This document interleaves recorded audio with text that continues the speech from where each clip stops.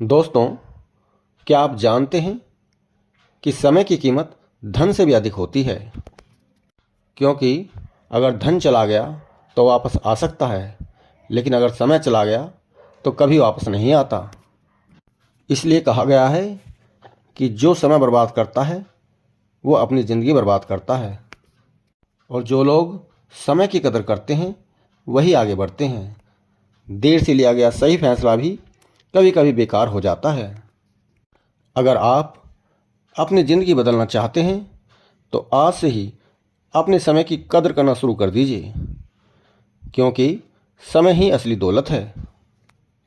आज की कहानी में समय की कीमत क्या होती है, इसी पर प्रकाश डाला गया है।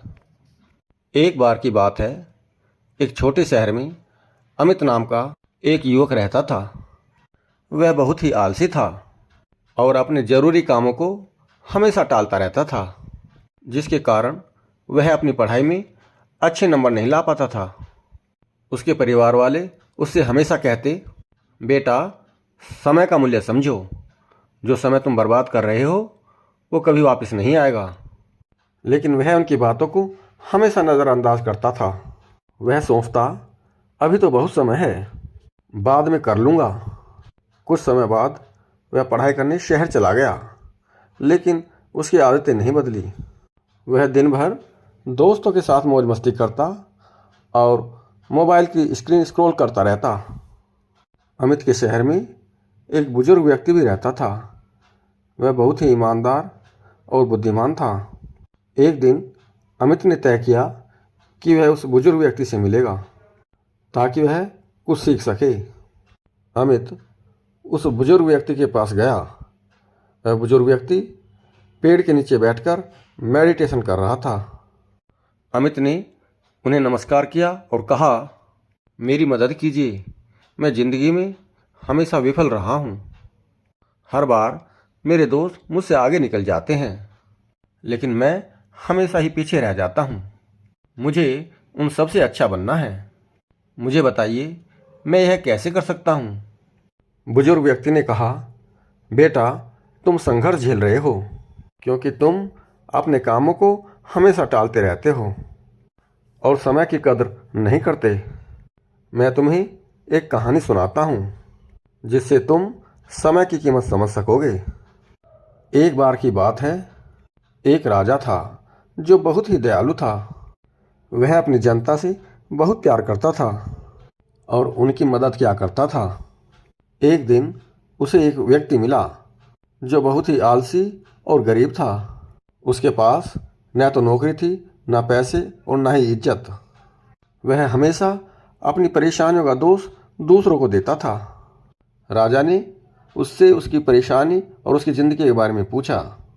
उस व्यक्ति ने कहा, पता नहीं लोग मेरे बारे में ऐसा क्यों कहते हैं कि मैं कभी कुछ नहीं कर सकता। जब भी मैं किसी नौकरी की तलाश में जाता हूँ, लोग मुझे नौकरी देने के लिए मना कर देते हैं। राजा को उस व्यक्ति के लिए बुरा लगा। राजा ने कहा, एक सौदा करते हैं। सूर्य अस्त होने से पहले तुम मेरे राज दरबार में आना और जितना सोना चांदी तुम ले जा सको उतना ले जाना।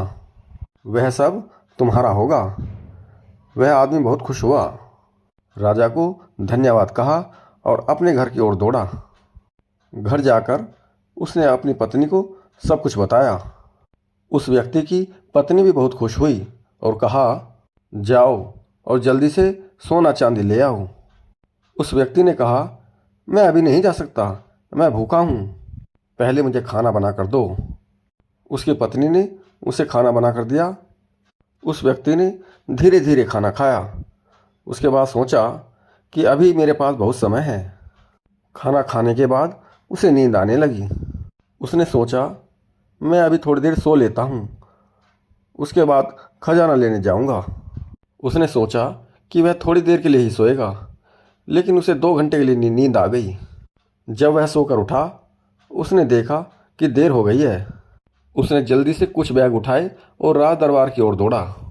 रास्ते में धूप तेज थी, उसे गर्मी लगने लगी। उसने सोचा, थोड़ी देर पेड़ के नीचे आराम कर लेता हूँ, फिर आगे बढ़ूँगा। पेड़ के नीचे ठंडी हवा चल रही थी, जिससे उसे फिर से नींद आ गई। इस बार वह 4 घंटे के लिए सो गया। जब वह सोकर उठा, उसने देखा शाम होने वाली है और सूरज डूबने वाला है। वह जल्दी से बैग उठाकर राज दरबार की ओर भागा। लेकिन जब वह राज दरबार पहुंचा तो सूरज डूब चुका था और राज दरबार के दरवाजे बंद हो चुके थे।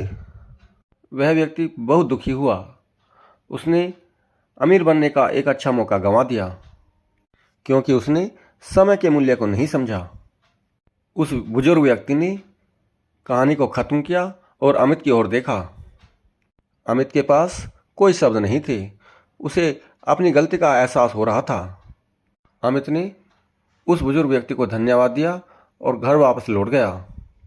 उसे पता चल गया कि समय बहुत कीमती है और उसे बर्बाद नहीं करना चाहिए। उसी दिन से अमित ने अपने लक्ष्यों पर काम करना शुरू कर दिया। उसने अपने काम टालने की आदत को छोड़ दिया और वह बहुत ही प्रोडक्टिव बन गया। कुछ ही समय बाद वह अपने सभी दोस्तों से आगे निकल गया और कॉलेज का सबसे होनहार बच्चा बन गया। इस कहानी से हमें यह सीख मिलती है कि समय सबसे मूल्यवान संपत्ति है। अगर हम इसे बेकार की चीज़ों में बर्बाद करेंगे तो हमारे पास पछताने के अलावा कुछ नहीं बचेगा। हर अवसर का सही समय पर लाभ उठाना चाहिए, क्योंकि खोया हुआ समय कभी वापस नहीं आता। इसलिए आज से ही अपने समय का सदुपयोग करें और अपने लक्ष्यों पर ध्यान केंद्रित रखें।